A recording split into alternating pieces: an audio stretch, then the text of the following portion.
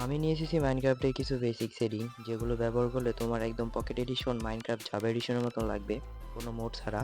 তো সর্বপ্রথমে সেটিংয়ে চলে যাই এবং এটি স্ক্রল ডাউন করে যে ভিডিও সেটিংটা রয়েছে ওখানে চলে যাই এবং আরেকটু নিচে স্ক্রল ডাউন করি।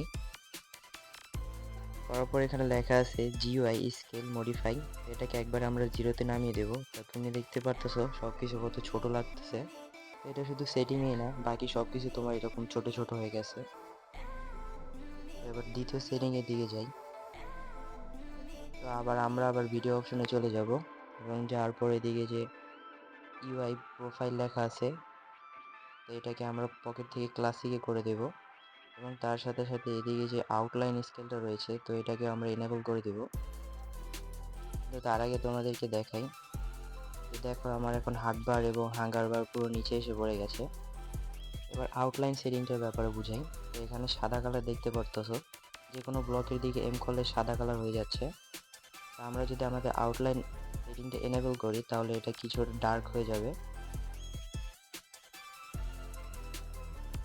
তো তার সাথে সাথে আরেকটি সেটিং দেখাচ্ছে এদিকে, তো গেমে এসে পড়বে এবং এদিকে সাইড থেকে স্ক্রল ডাউন করার পর এখানে লেখা আছে শো কোঅর্ডিনেট এবং নিচে লেখা আছে শো ডে ক্লিয়ার ডে।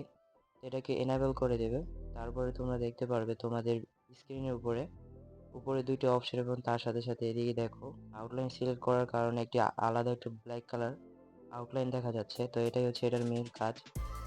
এবং আমাদের প্লেয়ার শো এবং কোঅর্ডিনেটস এর উপরে দেখতে পারতেছো তোমরা, দেখাচ্ছে আমার 3 দিন হয়েছে।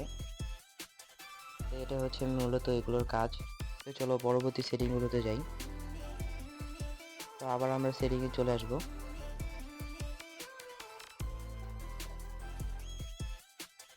এবং টাচে চলে যাব।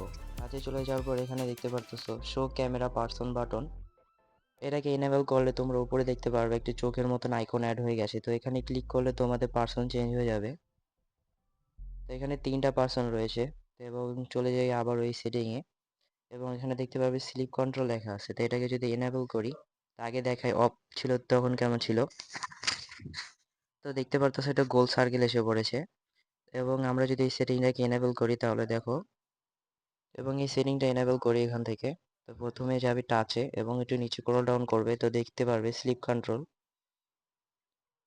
তো এটাকে এখান থেকে অন করে দিলাম। এখন চলে যাই, দেখো তোমরা তো একটা ক্রসের মতন আইকন এসে পড়েছে, বলতে তো স্লিপ কন্ট্রোলের কাজে এটা।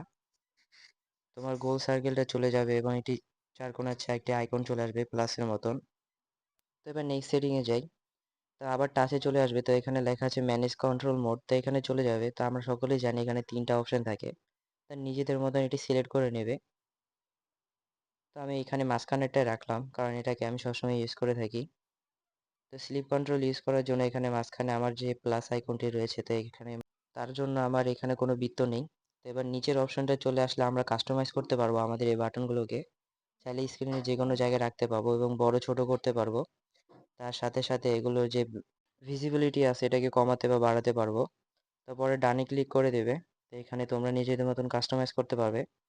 তো এবার আবার ভিডিও অপশনে চলে এসে এখানে যে হাইড পেপার ডল অপশনটা রয়েছে এটাকে অন করে দেবে। তো উপরে দেখতে পারতেছো তোমাদের ক্যারেক্টার একটি ছোট পুতুলের মতন। তো এটা তোমাদের যে অ্যাক্টিভিটি রয়েছে এটা পুরোটাকে ফলো করে উপরে আর কি, এটা দেখায় তোমরা যদি শুয়ে থাকো তো শোয়ানো দেখাবে, তোমরা যদি সুইমিং করো পানিতে তখন দেখাবে এরকম। তো আজকের এই ভিডিওটা এরকমই ছিল। তো তোমরা আশা করি ভালো সেটিং করতে পারবে এই ভিডিওটা দেখে। তো দেখা হচ্ছে নেক্সট ভিডিওতে।